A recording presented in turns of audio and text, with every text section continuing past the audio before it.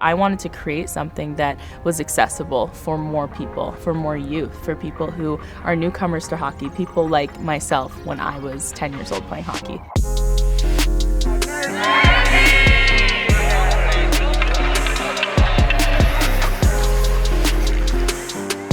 Welcome to the first ever Summer Summit. Sarah Nurse Summer Summit. This is when you're supposed to be training, relaxing, recuperating, and you're out here working as hard as you are in season. Why was this something you needed to do?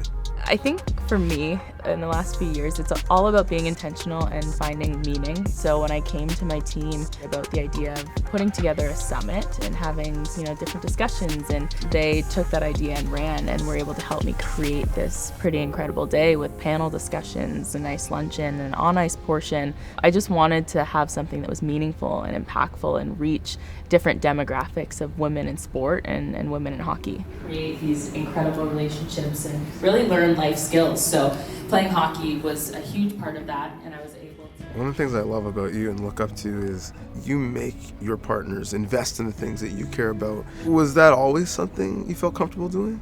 Definitely. I knew for me, when you think about a partnership, it's always something that needs to be mutually beneficial. If somebody's going to sign me, want to use me, my name, my face, I don't want to be sitting on a shelf somewhere. I don't want to be doing something with a platform that's going to waste. And so for me, it's always been very important that I partner with brands that we have values that align and that we want to pull the best out of each other. Biggest one for me is the stick, which is massive. Not only that you have one, yes, but who you're targeting it towards. Talk to me about that process and what it means.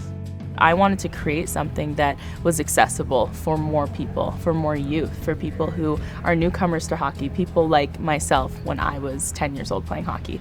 When I was 10 years old playing hockey, my parents, we were at the bargain stores. We didn't have all of the funds in the world to buy a hockey stick that, maybe I'm gonna grow out of in a year or two. And so it was so important for me to leave my mark and leave something that's accessible and creates a more inclusive space in hockey. Look at your bio and it's like first.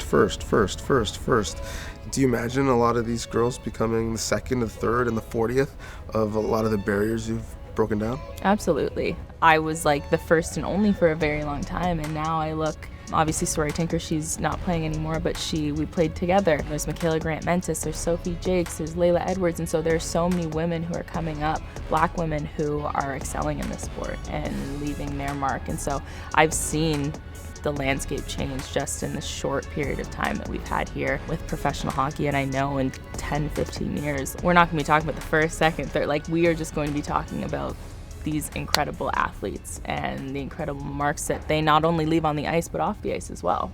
For these young girls who look up to you and look like you, if there's one thing you want them to take away from this experience, what would it be? Opportunities have presented themselves to me, and I've been nervous, not confident, and didn't think that I was deserving, but I was all of those things. I was deserving, I should have been confident, and those opportunities created more. And dive in.